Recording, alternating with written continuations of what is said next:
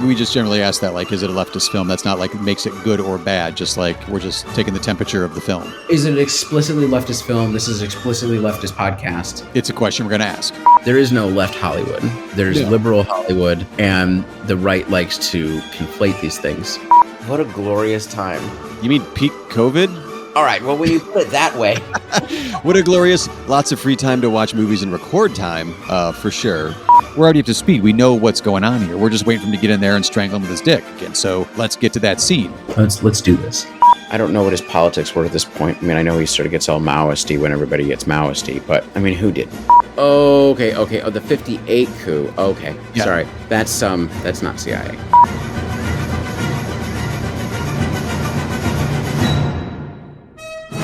This is a werewolf episode, God damn it. Just not the one you were hoping for. Yeah, and when that happens, when the werewolf comes out, you're like, God damn, all right, this movie's awesome. Victor Ostrovsky, the screenwriter on that, former Mossad agent. Oh, wow. Not sure what needs to be unpacked there, but... Yeah, I'm sure there's plenty of fuckery here. How many people have you tortured? Well, that doesn't really change how fucked the system is. We don't have time for baby steps right now. Because when I watch a Godard movie, I kind of like, this is very smart. I'm very impressed with your form. I want to slap you. You feel so fucking smug. Well, do you think this is a leftist film? No, not at all. We're going to have to atone for this movie. Lead a open rebellion, then the camp gets napalmed, and then revolution, I guess? Fuck capitalism. Fuck all of this stuff. Welcome on, welcome all to The Politics of Cinema. On this show, we believe films are never neutral. There's a political as well as an artistic message captured in every film, in every country, and in every time period. We are on the lookout for all of it. My name is Aaron Spears. And my name is Isaac Miller. And in this episode, we're going to be looking at 70s paranoid political thrillers. We might want to talk about the definition of these terms, but paranoid political thrillers and specifically the politics of paranoid political thrillers in the 70s. And actually, I should specify even more, American paranoid political thrillers, because European ones are actually sometimes similar and sometimes quite different. But the underlying issues there are different. And we're going to be doing this by comparing two movies, one of which is very well known and is beautifully crafted. I think one of the finest of his genre, The Parallax View, starring Warren Beatty from 1974. And the other movie that we're going to be looking at is Good Guys Wear Black, a very early Chuck Norris vehicle from 1979, which also fits into the genre along with a certain amount of him doing kicks. Not that many, though. Not that many. I think I read in my notes like 40 or 50 minutes in before he does any martial arts. Yeah, it's much. I mean, it's more of it's a cheap movie. It's much more of an exploitation movie. Yeah, or much, but nonetheless, and it's a movie that. Well, let's just put it this way: which one of these movies has a more sophisticated political analysis of the American moment at that time? The answer may surprise you. Yeah. So, good question. I think that's at the end of last episode. I pulled a quote of yours, Isaac, as what we're looking for here. You said, do they go for it? Do they actually do the politics? Do they dare to make a statement? Do they dare to not make a statement? And by not making a statement, are we making a statement? Kind of what we're looking at here. Also, we were talking, the previous episode, see that one or listen to that one, not necessarily first, but, it kind of springboarded into this particular episode. We were looking at Alex Garland's Civil War from this current year in 2024. And one of the thoughts we had was like, we were hypothesizing that good political films don't need to be subtle. Like, take a point of view, take a few points of view, mash it all together, see what happens. Good recipe for conflict, for interesting ideas, for crazy scenes, that sort of stuff. Chuck Norris, known for his subtlety? Not known for his subtlety. We did a Chuck Norris movie. We did. One of our first episodes, Invasion USA. What he's known for is making movies from the perspective of a right-wing nut.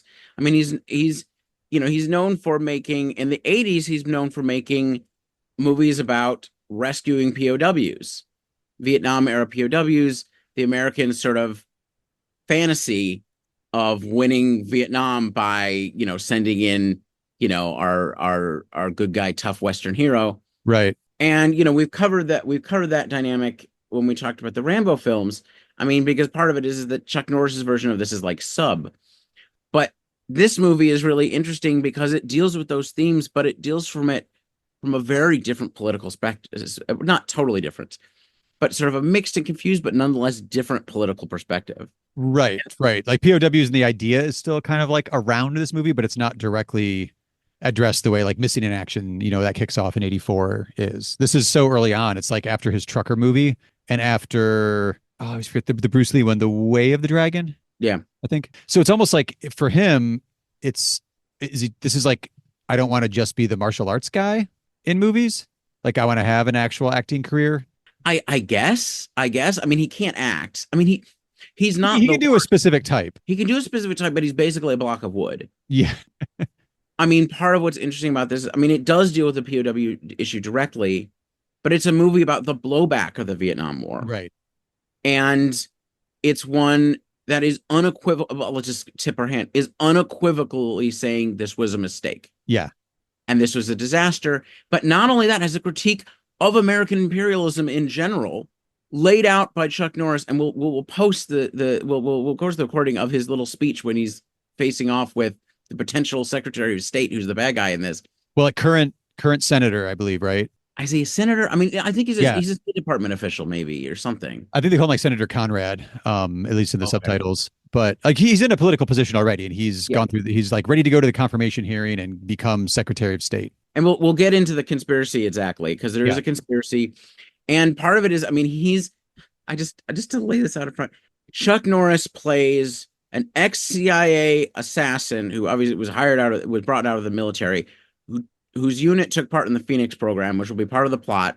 The Phoenix program was an assassination program run by the CIA to target Viet Cong, sleepers, basically, or Viet Cong guerrillas. And now, 4 years later, he is both thoroughly against the war, is also teaching political science classes because he is a PhD in political science, while also being a race car test driver, and seems to be able to track any woman he meets. Yeah, that all was believable enough to me because it's Chuck Norris, and I'm like, I'm not buying most of this anyway. So like, yeah, why not? PhD test driver, whatever, to play the way I was hoping it was going to, with like some awesome driving at the end or something like that. But when you spoke to his woodenness, there's a point where he is. I didn't realize they were flirting because like she was kind of flirting with him, and I was like, is he what? I can't read him. Right? Oh, they're in bed. Okay, I guess it worked out. Like I guess he was flirting. It's kind of preposterous on a personal level, but professionally, sure, why not be a PhD and also a car test driver on a racetrack too? Which I don't know. It speaks of maybe the adrenaline junkie nature, being part of the Black Tiger elite group and whatnot. I think he's just cool. So yeah, Chuck Norris. Also, it's kind of a relief to watch a 78 Chuck Norris movie because I can kind of just ignore so much of what he did in the 80s, the 90s, the 2000s up till now, where I'm like, this is the on-ramp. I mean, so then like comparing this, we're comparing this to the Parallax View, which is like a beautifully made movie. Gordon Willis, baby. I mean, it's like it's the whole deal. Warren Beatty, it's sort of like peak powers, which spoilers. Oh yeah, obviously, yeah. Yeah, spoilers. We're going to be talking about the conspiracy here from here on out. We're going to be talking openly. But basically, conspiracy of a secret corporation which is hired by other corporations to create sleeper assassins out of disgruntled people to kill off politicians who ever seem to be sort of independent. That seems to be the idea here. Yeah. And Warren Beatty is a reporter who happened to be at the location of one of these assassinations of a very independent congressperson several years prior. And then one of the other people who was there, who's clearly been sort of like gone crazy with this, and you could compare it to the classic Kennedy assassination conspiracist. I mean, that's what she feels like there, coming in and saying, I have more evidence, but basically saying that everybody who witnessed this is slowly being killed off. Yeah. Which, like, what is the purpose of doing a covert assassination so that nobody knows why it happened if you then have to commit like a dozen more murders afterwards? But of course, in this world, nobody cares and nobody would notice. No, because there's an entire corporation that's recruiting these. Like it's it's like a big business training program for unstable lone wolf assassins, right? So it's fine. We'll just send out somebody to kill these people. No worries. Right. Yeah. And I think I want to talk a little bit about paranoid thrillers as a thing and maybe talk about some other ones. Well, since we're talking about the two together right now, I had a couple of things because we mentioned the whole like, is this going to be one of those Isaac patented, out of left field double features? So I was writing down as I was watching movies some similarities. So since we're talking about both of them right next to each other right now, Yeah, all you right. both have interesting and citing incidents. Like we mentioned, the Warren Beatty in the Parallax View. Actually, it's an awesome scene on the Space Needle in Seattle, where a political assassination happens. He's on the ground though. I don't think he's up with them because he couldn't get up there to the event and all that. And then it cuts to 3 years later. And then that's where the bulk of the plot happens, is 3 years after that assassination. Good guys wear black. We have the black, was it the Black Tigers? Black Tigers. Black Tigers basically sacrificed. They don't know they are, but they're sent in negotiating this Vietnam peace deal that Senator Conrad's working on. And they're sort of sacrificed by, all right, we're going to send these guys in. You can just kill them off. That way you'll have a victory. You'll feel better. We don't care. These are off the books people anyway. This is what they signed up for. And then we can sign a peace deal. So they're ambushed. Not all of them are killed. But then we go to 5 years later when, as you said, he's a PhD teaching college classes and test driving cars. And then also within the, I guess, after the inciting incidents, once we jump to 3 and 5 years later, in both of them, you have witnesses / survivors all being killed off. A lot of similar themes of conspiracy, distrust of authority in general. They're also all like hidden plots. How do we uncover hidden plots? One guy has a military connection still, so that they can get, some early computer information to try to track down and find out where the rest of the folks are. Meanwhile, the other character, Warren Beatty, is like an investigative reporter. So he's digging into the archives and doing research, trying to find people before the evil assassins can. Well, the guy who has the connection, he's actually still a CIA operative in Good Guys Wear Black. It's that he's active CIA operative. CIA, okay. Who's, I mean, we'll talk about this too.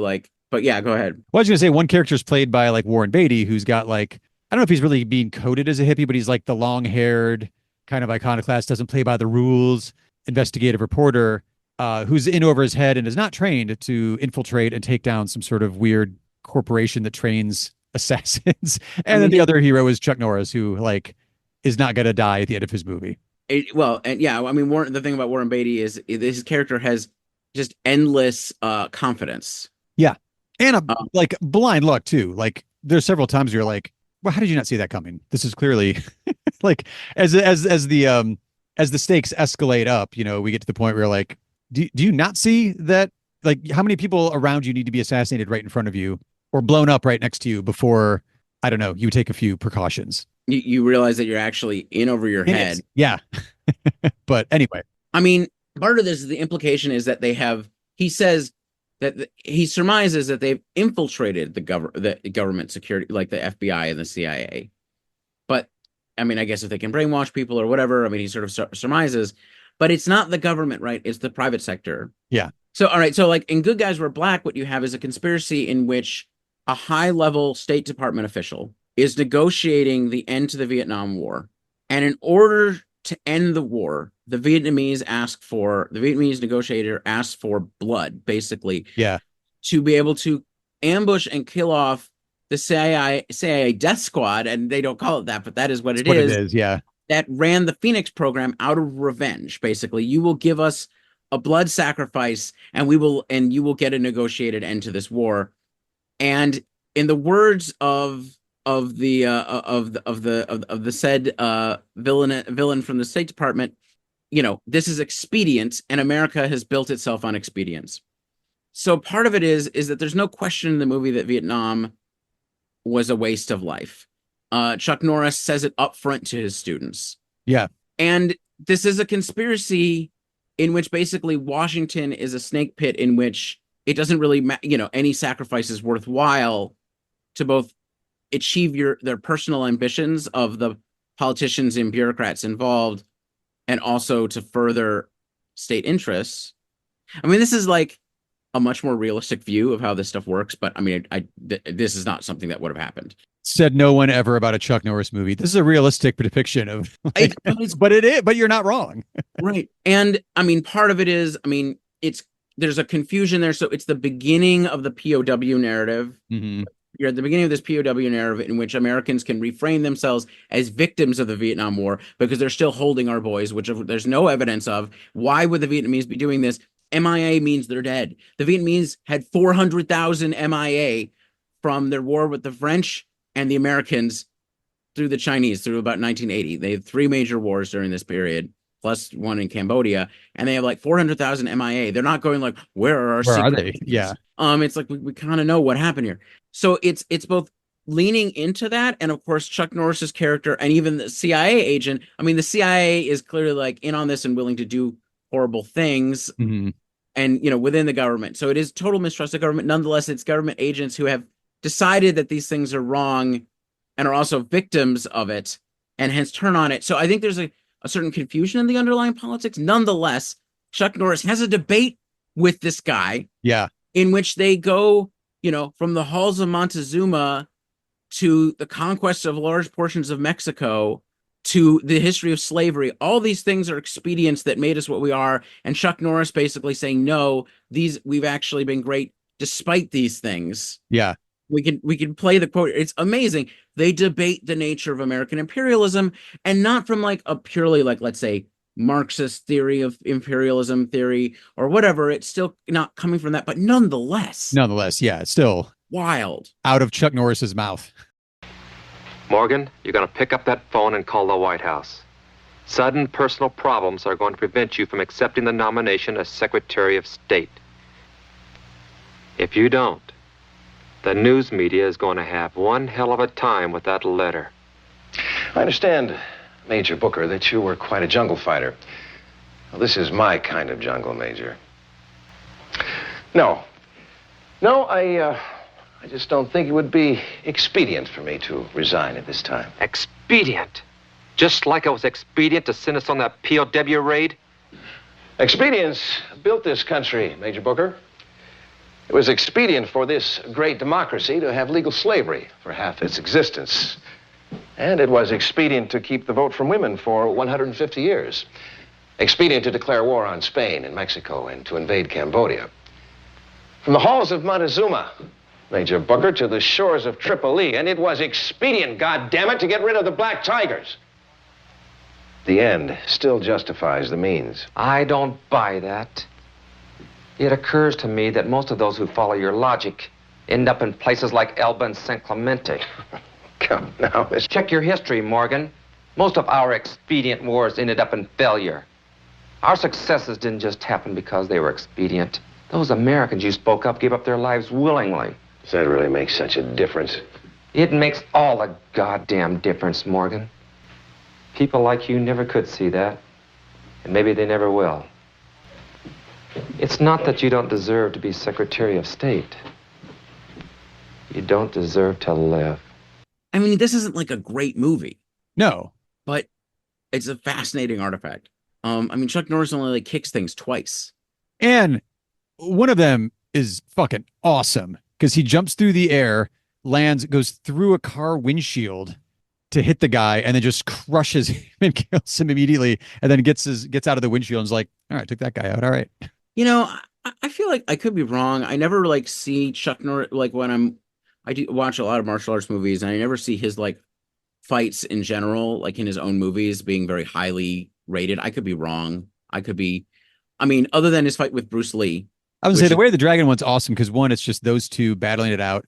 Sorry, spoiler for Way of the Dragon, but it's a fucking Bruce Lee movie. It's not a Chuck Norris movie. Chuck Norris does not win that last fight, but it's in the empty Coliseum in Rome. And there's even a scene where Bruce Lee grabs 2 full fists of Chuck Norris's chest hair and rips them out during the fight. I mean, well, it's one of the best design fight scenes of all time. It's really a model for everything that comes after. It's really influential, but I don't really think of them that way. I mean, he can do it, right? Like he was a competitive martial artist. He does a form of karate called Tang Soo Do, I think, which is like Korean. I mean, he's like an American champ at the time when he was working with Bruce Lee, right? Like he was up there. Yeah, no, he's a professional fighter. Like, I mean, he's quite good at this stuff, but you don't really get to see him like do like a lot of cool stuff. He just does a lot of kicks, which I mean, good kicks, whatever. But I don't know. It's interesting. It's very interesting. I mean, actually, I mean, one of the other things is, I mean, he has a love interest who actually is working for, I guess, working for the Senate, the senatorial committee that's doing background checks on the guy who's going to join the State Department, who then gets assassinated. Kind of deep into the film too, because Anne Archer, like she's around. That was like the love interest I was saying, like, oh, I guess they're flirting because now they're in bed together. He's so wooden in the interactions with her, but it's also like he's clearly completely enamored at how hot she is, but also how much information she has. Whereas like he's multiple days into their relationship, professionally and personally, and he's still like not quite sure what she's doing. Well, he doesn't Or who she is. Yeah. Yeah.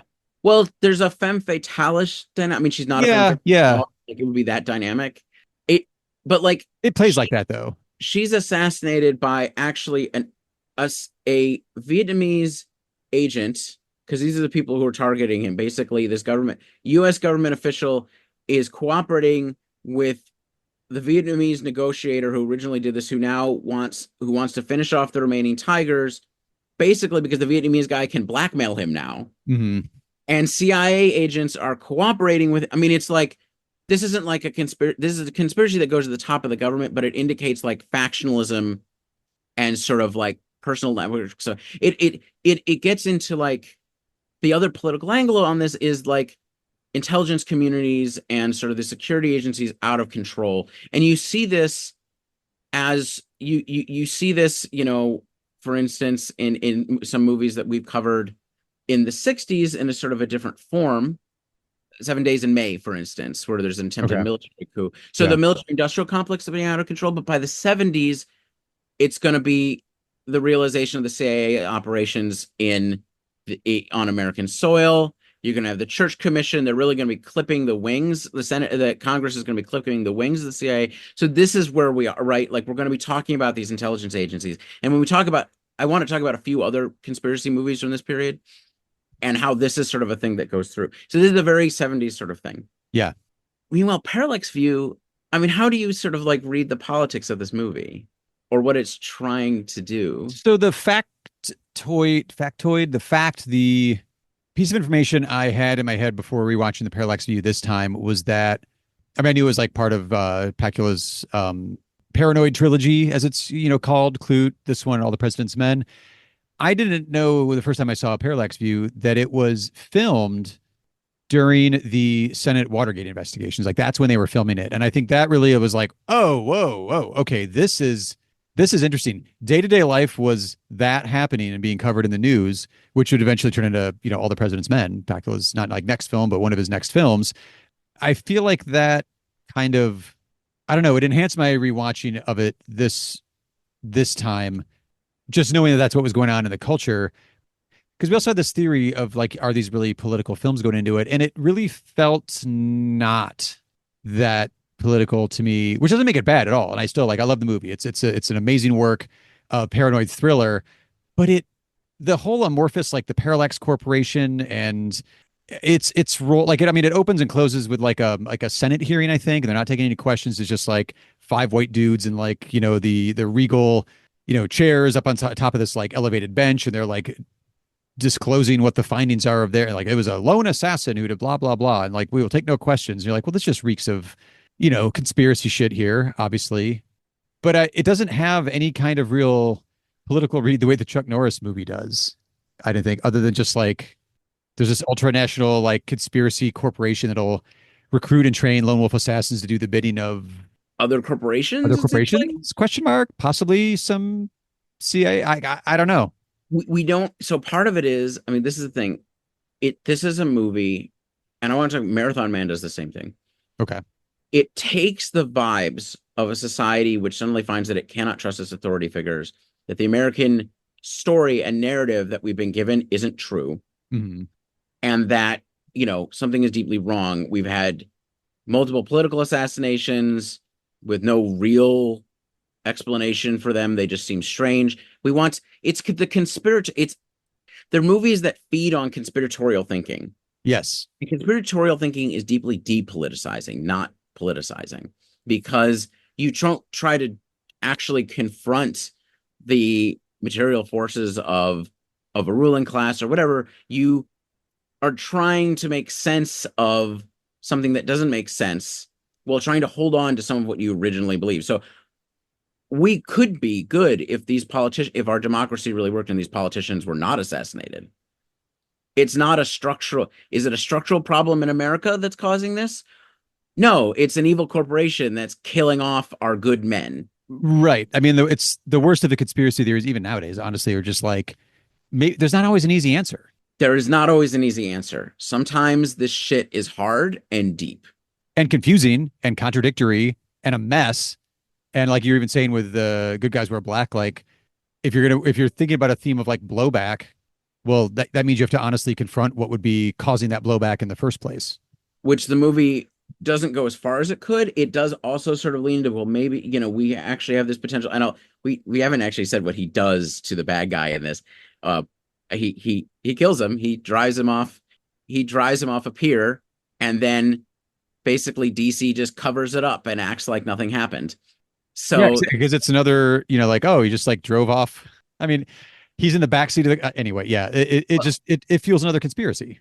It feels like another conspiracy, but at least it's among power players in the structure of the government, in things where we know that there are real conspiracies, right? Yeah. The thing about the 70s is the CIA does do things and whatever. They're not all powerful. They're not whatever, but like, there are actual things. Yeah. It's that they tend to not stay secret because things don't, but like because you hear on the radio at the end, that this person, the person who's going to be the Secretary of State guy is sick. So they're covering for the fact that he's just died. They're going to release it. Whatever. I mean, it's clear they're trying to cover up what happened to avoid embarrassment. Right.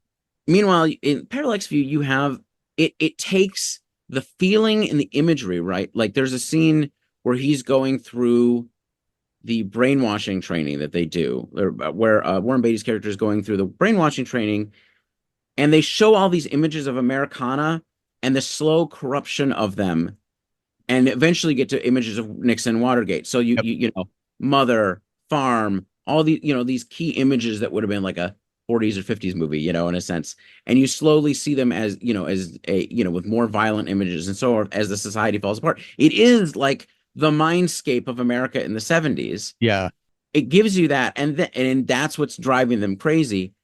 But it doesn't coherently pull all of this together into a political statement, because then, like we said, like it's just this corporation doing this. That's what's corrupting us. Is it corporations? That would be an argument. There's a political thing. There's a politics to saying that it's these, but that's not actually what's going on in the 70s. It's not directly taking on those issues. And then you have this stunning imagery of the commission after the assassination, the congressional commission after the assassination, in the dark, and you just see the commission and them saying nothing has happened here. Like nothing, there's no actual conspiracy. It's right. One man acted alone. End of story. But what's the implication of this imagery? That's a good question. There's a little bit of, not necessarily the government's working together, but like it's convenient. Like all you need is like one more scene to be like, oh, somebody from that panel met with somebody at the corporation and somebody's pulling the strings or whatever. Fine. But we don't see that. If they have that much power, why are you assassinating Congress people? Yeah. Like this doesn't. Yeah, they don't really do much of this is why. Well, I mean, Beatty's dead by the end, so you don't really get he never gets to reveal like why. Because like the opening is like a senator and someone who's an aspiring presidential candidate actually is killed with the Space Needle. And then in the final scene where Warren Beatty is framed as the assassin and killed, it's another, I think it's a congressman. No, it's another senator who's running for president. Again, I think that one's 3 years later. So another presidential cycle. So, I mean, I read that one more. It's in 1974. Are we just kind of, also, I mean, it's based on a book as well, but are we kind of, as a society, still kind of like dealing with the spate of assassination that happened in like the late 60s, 68? You got RFK, a senator who's running for president. Yeah. Without actually saying it, but it is, and it's trying to make sense of it by presenting conspiracy theory that deals with powerful people in shadowy rooms, but doesn't actually deal with doesn't directly deal with the politics of the moment, and in fact uses the imagery of that to cloak its own story, which is much more superficial. So it's using that to create the atmosphere of what people feel without providing tools to understand what's actually happening, and in fact directing you away from that to a certain degree.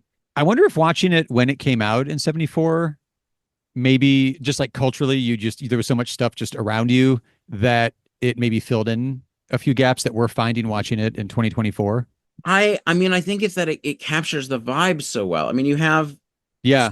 for the ending, this deeply desolate ending in which he's tried to infiltrate this thing.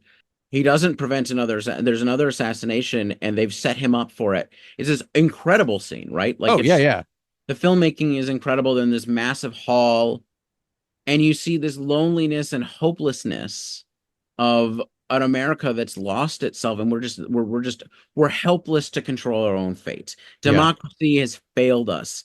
All these things has failed us. We are the prisoners of forces beyond our control, but it doesn't identify what those forces are. I mean, you could say it was capitalism or corporations, but you don't take that on in a way where you can do that effectively. So you end up with like just that's the feeling that leads to conspiracism, I think.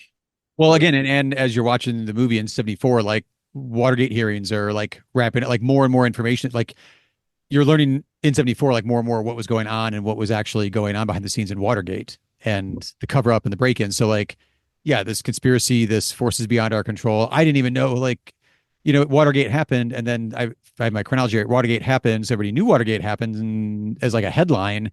And then Nixon got reelected in like this massive landslide. So like, it wasn't like it immediately took him down. And then as the information slowly came out and the tapes came out, I could see that being I could see this really, yeah, like you said, hitting the vibe of 1974, which was one of the questions you brought up last episode is like, are these political or are they just vibes? I mean, the premise of our podcast is that every film is political, Right. and these are definitely more political than a lot of movies that we've directly covered, right? Sure. We don't have to draw the politics out of it, but I would say it's a politics of not of avoiding politics, of not actually dealing with where we are, but creating a fantasy in order to cope with the vibe of it. The vibe of reality. Yeah. The president and the CIA and their security services and what none of them are what they seem to be. And we're not what we were taught what they were. And we feel despair, so we will displace it onto this sort of story. Whereas Good Guys Wear Black is just like empire is dirty shit, is dirty business. And sometimes you need Chuck Norris to get a little revenge on the side there. Yeah. And do they talk about the deaths of Vietnamese? Like, I think he might mention the vast deaths of Vietnamese when he's talking to students, right? Students, yeah. Like, which is something that like Americans did not do for a long. I mean, Vietnam is not really in our national consciousness anymore in an interesting way than like when I was in my early 20s or during the Iraq War. Yeah. Like it was still center stage, but with a generational passing, it really isn't the reference point. No, actually, my oldest son did like the AP history class last year. It ends with learning about Vietnam. So we had obviously our kids, so we had some conversations outside of the classroom about that. But like that was like towards the end of the year when he's like not giving a shit anymore. He's already taken his AP test and he was done. But just so like as a quick vibe check before we talk about some other thrillers from this time period, other top films of 74. I wonder if these were tapping into vibes as well. Chinatown. Certainly. I mean, that is in many ways a conspiracy thriller too. Right. The Conversation. Wait, that was a top film? One that we probably should have covered here. One of the greatest conspiracy thrillers of of the period. I mean, like, yeah. Well, also we've got The Exorcist, secret shit going on that people, just normal Georgetown little environment here. Like, oh no, the devil's actually coming back here or whatever. But then also you Godfather 2, Blazing Saddles, Towering Inferno. So, I mean, Saddles is interesting in that mix, but Godfather 2, a direct questioning of what it takes to make it in America, and one of the greatest films on race in American history. Like, honest to God, like the 70s really are the peak, because it's that film actually serves a purpose of directly attempting to confront what people are actually feeling. Yeah. As opposed to distracting them from it. Right. As opposed to, comic book movies and, remaking animated versions of live action and animated classics from Disney and like yeah. So like, I tend to like these sorts of sort of the paranoid thriller thing. And Yeah. I kind of like it because it's so much of it's I mean they're fun. I like spy movies in general, which is like Yeah. a related overlapping genre, but not quite the same. Put a pin in that actually, because I have a couple movies, including one we've covered within that genre. Well, we're going to talk about some other 70s thrillers, so I'll keep them in the mix. But like, yeah, well, okay, yeah, we should talk about. I mean, what is this genre in a certain sense? I mean, I came into it with this thesis, and it turns out I was wrong. That a lot of these movies actually do directly deal with politics in a way that, let's say, the Parallax View doesn't. I mean, so I rewatched Marathon Man first, and I hadn't seen that in a while. Whoever killed him will probably want to speak to you. I don't know anything. I'd like to use you as possible bait.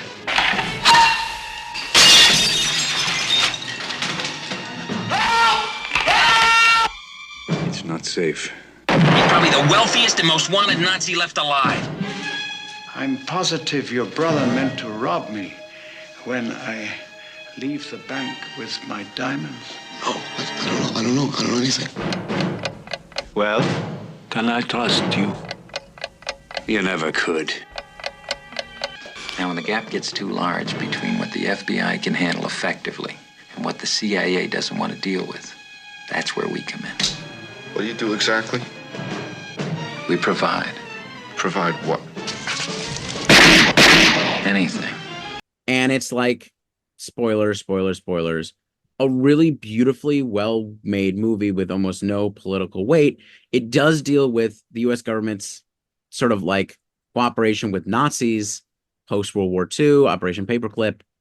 But like, that's kind of not the issue of the 70s. I mean, I don't know if it's something that was getting headlines at the time. And it certainly deals with distrust of the intelligence services. So like, that's totally there. But it's another movie that sort of displaces and has borrows gravitas from the Holocaust and everything. But like, I feel like it also feels more like in the Parallax View of this of like, yeah, but you're not dealing with what people are actually freaking out about right now. You are dealing with something the U.S. government actually did. So that's fair. But like, it's not actually what it's not actually about actual Operation Paperclip. And it's not about Vietnam or Watergate or any of the, it feels like another displacement movie. Okay. Like a lot of gravitas to the filmmaking, but it doesn't feel like there's much there. You mean from our perspective politically? Politically, but I think it actually affects the film. Like it makes it a good movie, not a great movie, because you're like, where's the I don't feel this here, right? You're acting like you're saying some deep statement here, but like, are you? Yeah. How are the vibes though? The vibes are great. I mean, it's really well made. That's the thing. Like, yeah. The thing about all these is like they're absurdly like beautifully. I mean, there's just shots that are just gorgeous. I mean, the sense of paranoia and the sense of dread throughout the movie is like really impressive. I think there's something to these where it lends itself to great visual storytelling. The paranoia thing, like people be like, Parallax View is a great example. It's shot in a way where it's a lot of long takes. It's not a lot of music either telling you how to feel or that this is suspenseful. It's well, like I said, it's Gordon Willis. Like, dude knows what he's doing. He uses the darkness to kind of creep in on the frame in interesting ways. The whole finale, where Beatty doesn't know he is, but ends up being framed for the assassination. It's all like single human beings and like all this empty space around them, a lot of darkness around. But then Marathon Man, I think is that Conrad Hall, I think. Like, top-notch cinematographers working on all these as well, but I think it also just gives them quite a playground visually to work with when you're worried about like, oppressive systems creeping in on humanity and like the loneliness you feel as an individual character fighting against the system and all of that. A loneliness of fighting against the system, but not, and sort of identifying that system as actual power structures, either intelligence agencies in Marathon Man or corporations the other, but not actually dealing with like the key issues of the moment. Right. So adding gravitas by adding these elements, but not actually like taking the next step. Yeah. Well, actually, the way you just described it there, we mentioned before we were recording, just because it was a Warren Beatty movie, but he did Shampoo. That would have come in 75, so the year after Parallax View. And it's about him just like sleeping around as a barber because everybody assumes that he's gay because he's a male hairdresser in Hollywood. But it's all set on Election Day 1968. So it's like, and it's a Robert Towne script that he worked on a lot with Beatty. So like it adds like a layer to it or flavor. Or no, actually, we'll just stick with our current terminology. It adds some vibes without really like adding much more else, I guess. So this is interesting. I just realized we're critiquing something that I think we've said good things about before, which is that late 60s and 70s movies, politics is just the price of the moment is there. Yeah. And that's actually a good thing. And now we're saying, yes, but also it's there. But wait, it's not being, it's New Hollywood can sort of say that strikes are happening all the time. And you get that feeling because it's the 70s or whatever.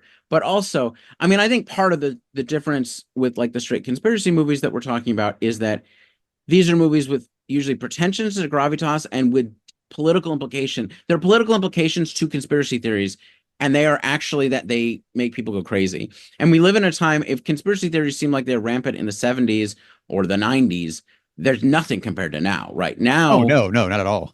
We're in an era in which that has metastasized into QAnon as a literal religion, practically, and presidential candidates who, Trump, the Trumpian sort of fascistic thing is just, Oh, yeah. And, you could say that stabbed in the back or the immigrants are coming for, these are all conspiracies of a sort, but okay, I wanted to bring up why I'm wrong.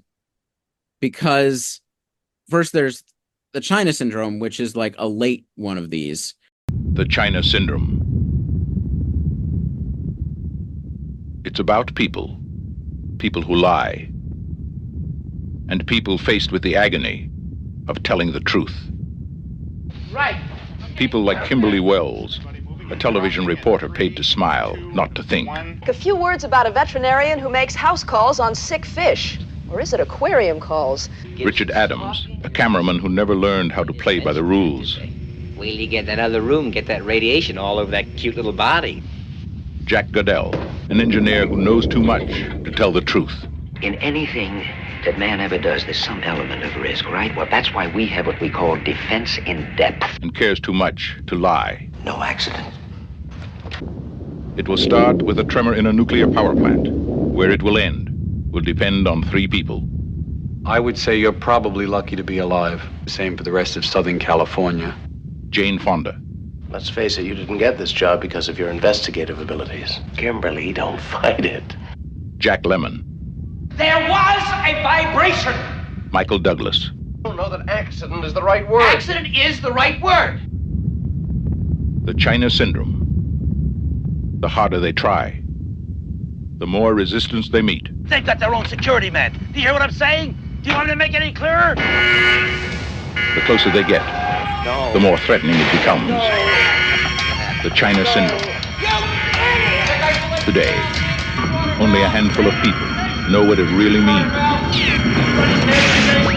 And they're scared. Everybody keep your station! Comes out from IPC Films, which is run by Jane Fonda. It stars Jane Fonda. It's the same company that came out with production FTA and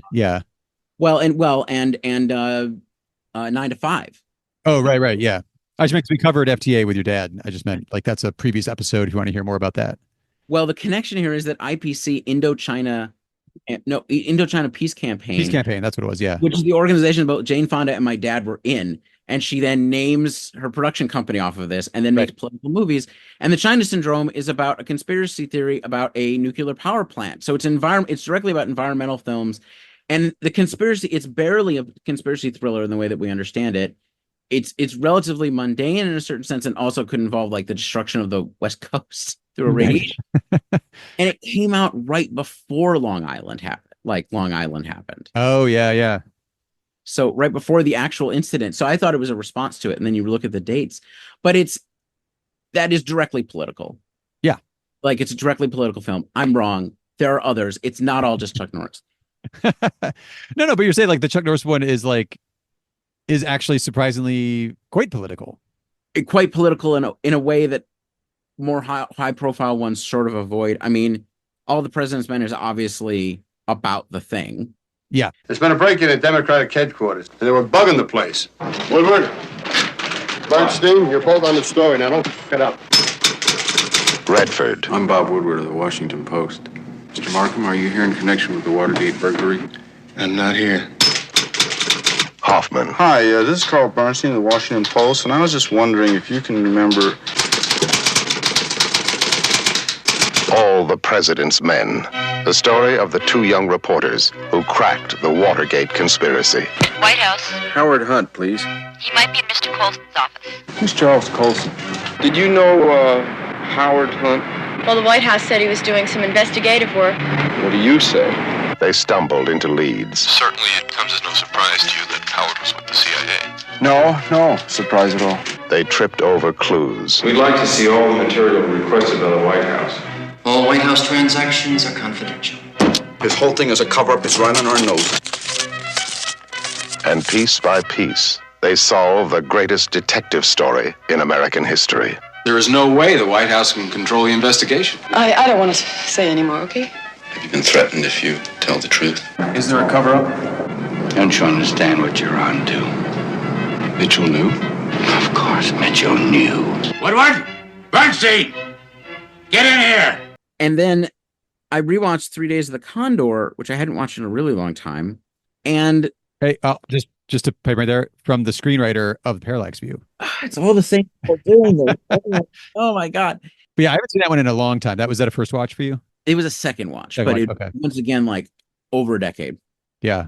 I don't know. Like, I think we were both saying like it's well made, but like neither of us were like super interested in it in some ways. Like you were saying, you sort of like you watched it, but it didn't. Yeah, I don't know. Maybe it was the vibes on that one. I mean, Robert Redford's obviously, charismatic as shit and, easy to watch and takes you through it. But I was like, I feel like I was more engaged because it's like a methodical spycraft story, if I remember correctly. Right. And I was more engaged by like Day of the Jackel or something than I was 3 Days of the Condor. Day of the Jackel is so fucking good.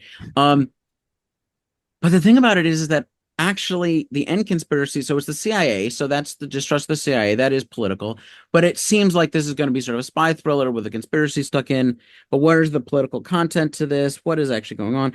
But what it actually turns out is basically a rogue CIA operation carrying out a plan that they already had to overthrow governments over oil in the Middle East. Oil obviously being a real issue. And in a conversation with the higher ranking CIA officer, very much about when things come to crisis, the people are going to want us to do this.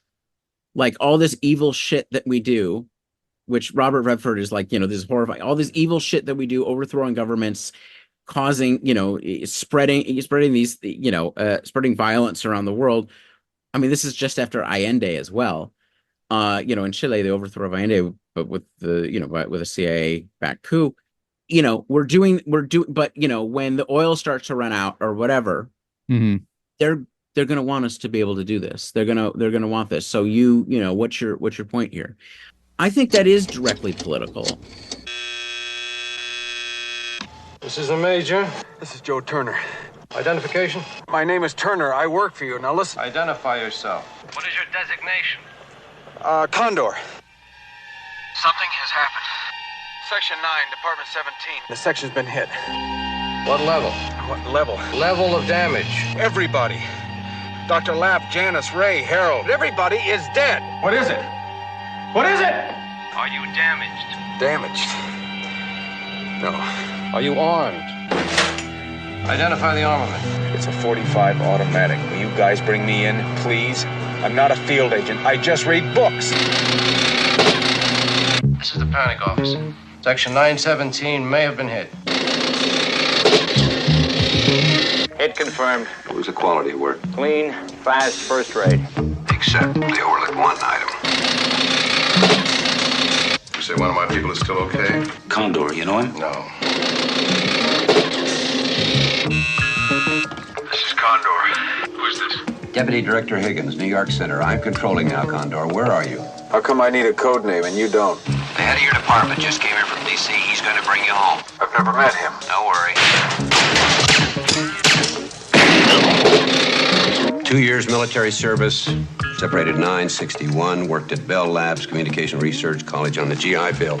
As Condor isn't the man his file says he is. I mean, has the U.S. done oil-based coups? Yes, in the sense of in the 50s with Mossadegh in Iran, that did have to do with oil. Actually, I think the British cared more about the oil. The Americans probably killed more. I could be wrong about this. Cared more about like the potential for Mossadegh, who was very much not a communist, to ally with communists, and that was out of control. The Tudeh party, which is the Iranian Communist Party, was very powerful and supported him. So like, there's multiple things going on there. It's not just, and in the 70s, there is, during the oil shock, there is some discussion of like, maybe we should seize the Saudi oil fields, but then it's like dismissed because they can't do it, right? It's not actually a practical thing. The Saudis would destroy the oil fields first.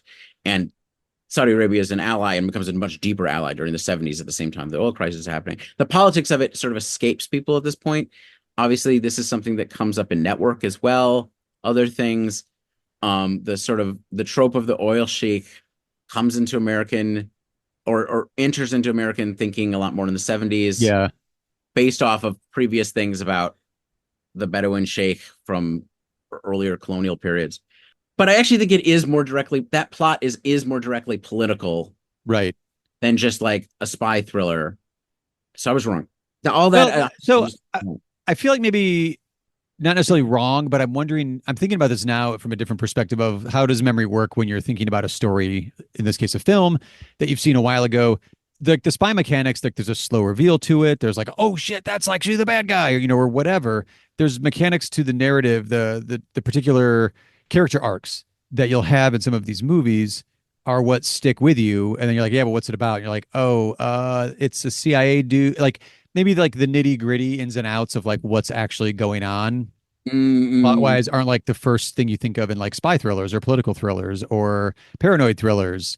And then once you actually are watching the movie and you're kind of like, oh wait, that's the plot of this. Like, okay, yeah, this, is or isn't more or less political than you're remembering. I mean, now it'll stay in my brain. It's like, oh no, these are actually fairly political. The other CIA one, I think, I don't know if this maybe complements the 3 days of the Condor conversation, but was one we already covered. I don't remember when. See the archives for that. Is the Spook Who Sat by the Door, the Ivan Dixon. Oh, right. Yeah. That one off the top of my head is like, oh, it's deeply political because I remember we covered it and loved it. It's just not as great of a film itself. Like it's not as well made as like Parallax View or The Conversation, but is directly political, at least in my brain, because that was what it was, like a black CIA agent who plays this. I think the plot says like, plays like an Uncle Tom type character to get access to CIA training and then uses it to plot a new American Revolution. The Spook Who Sat by the Door, the controversial best-selling novel, now becomes a shocking screen reality. The story of the first black agent in the CIA. Whoever they select will be the best-known spy since 007. Their first mistake was letting him in. And let me congratulate you on being the first Negro officer in the Central Intelligence Agency. Their worst mistake was letting him out. You really want to mess with Whitey? I can show you how. For 5 years, he was their token Negro. Freeman, you people must serve. For 5 years, he kept his cool. Man, you just don't belong. I think you'd be happier with a mop in your hands. Like your mama. And in return, they taught him how to spy. How to fight.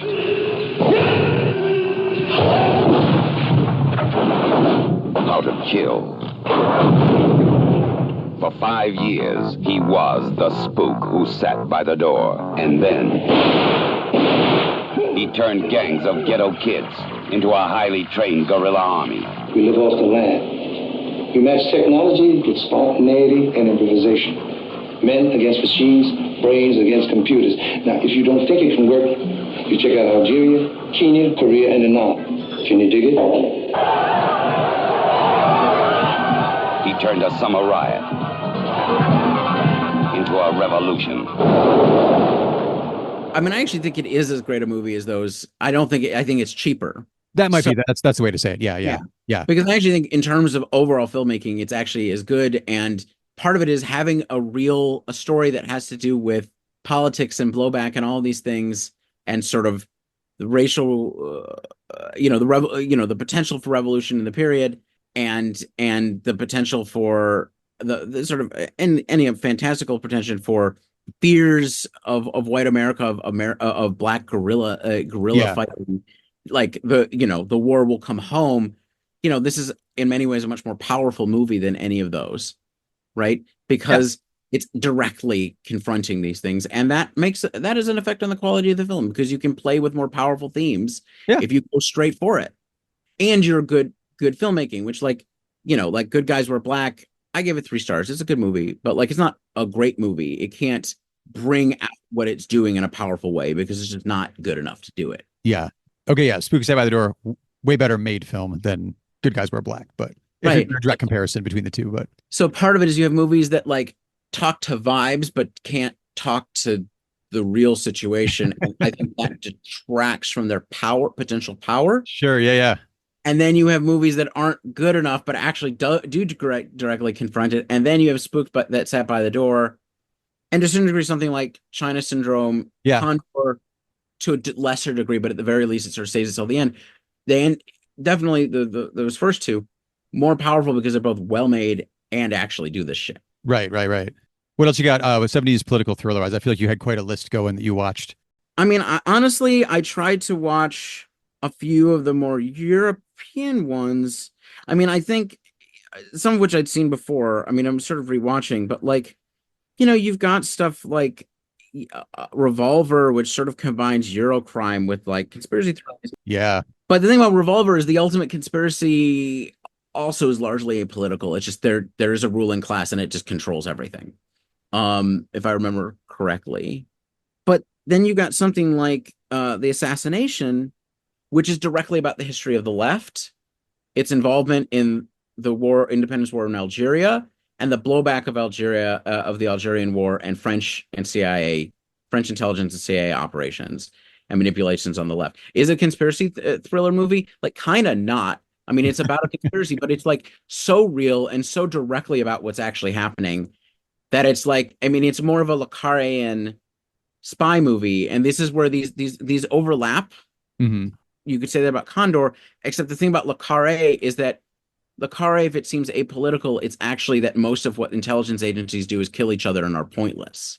Like, I mean, the thing about Le Carré is that it's, these things are dirty and ugly and ultimately come away feeling like you've done nothing. Right. Whereas, these things inherently intelligence agencies have to be, but The Assassination is an interesting one where I think it bridges these things. It's capturing that moment, but it's like very much political. And then The Jackel is interesting because, like, I mean, it's an American movie, right? It's not really French. It's in English, but it's about French politics. And I mean, well, it's a co-production. I mean, but it's in English, right? I mean, it involves the French, but it's about, I mean, the OAS is a real right-wing terrorist organization made up of officers from the Algerian War who were attempting to kill Charles de Gaulle. It's like, that's all very political, but the movie itself is not. Like, it's more like, I don't know if I've seen it, but that's more just like procedural. Yeah. Okay. Yeah, it's a procedural. Okay. It's an incredible procedural. It's like, it is like profoundly influential, and you can see it. I mean, somebody else, I can't remember which reviewer I was reading, was saying like Michael Mann doesn't exist without this movie. Oh, interesting. Okay. Because this is the thing where everybody's actually smart. Yeah. And it's just who's smarter, which is like the very Michael Mann-ish thing. Men who are professionals. Probably very cold, maybe have trouble with relationships and holding down a normal life in any sort of way. I tried to watch the Domino Principle. Stanley Kramer. That's been on my list for a long time. It's a Gene Hackman, and it like literally just lays it out at the beginning with a voiceover. There is an evil conspiracy that controls. I mean, it literally lays out a template for American conspiracism. Sure. The 90s and early 2000s, everything that you've dealt with, the sort of the X-Files era of whatever, like it's just there. They're secret people. They're very powerful. Blah blah blah. And the movie's just horrible, and I actually didn't finish it. It's like I literally just couldn't do it. It was just because it's boring. Yeah. Okay. Only other one. I guess I would note that the deeper you get into lower budget filmmaking come out of the 70s, especially like exploitation films come out of the 70s, specifically the subgenre of biker films, you get some interesting politics mixed in. Mm.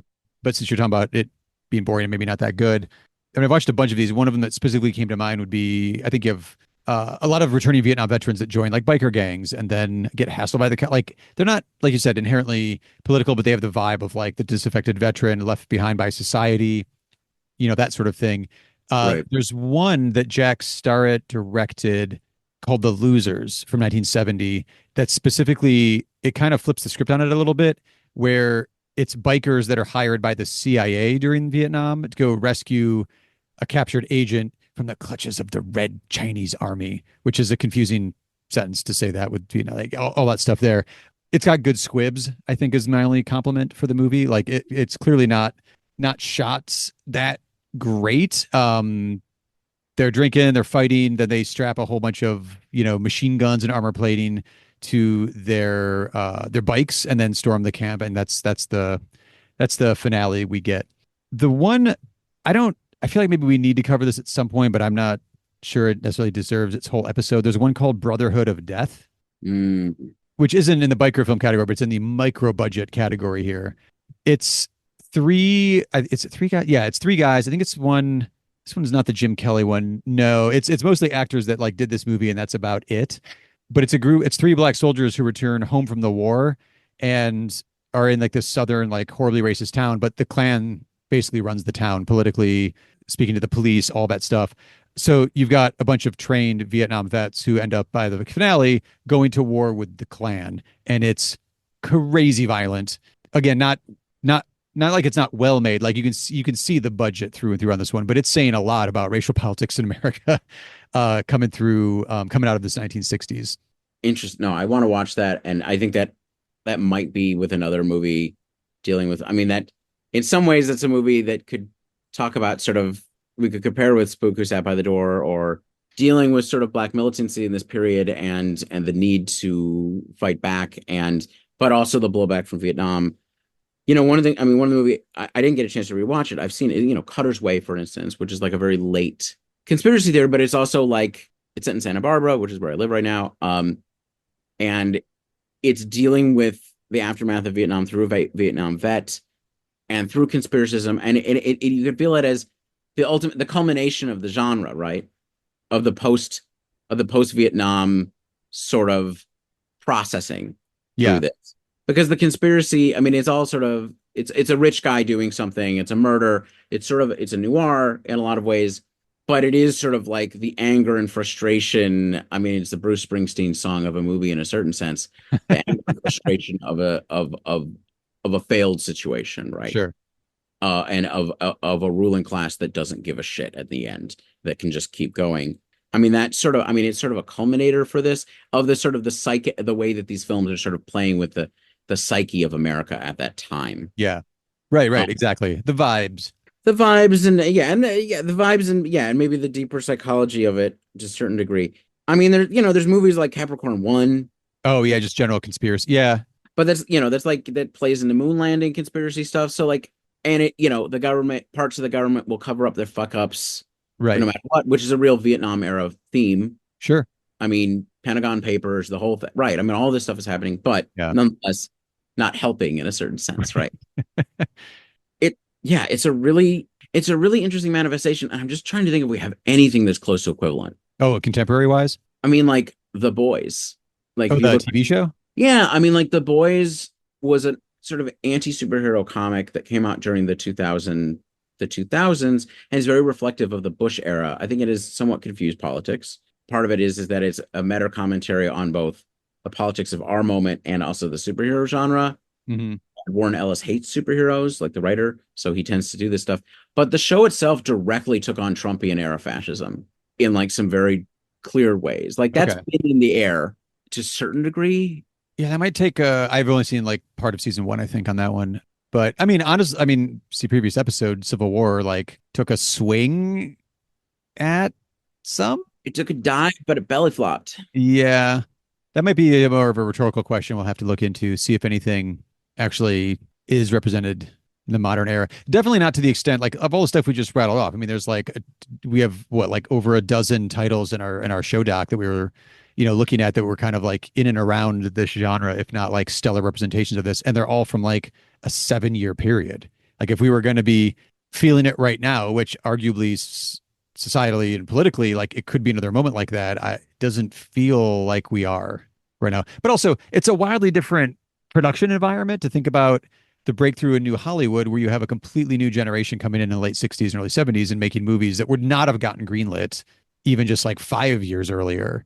Right. So you have like the only thing maybe you could kind of compare that to is the way like the Sundance generation kind of came into Hollywood, kicked off in the early 90s and then went through the 90s.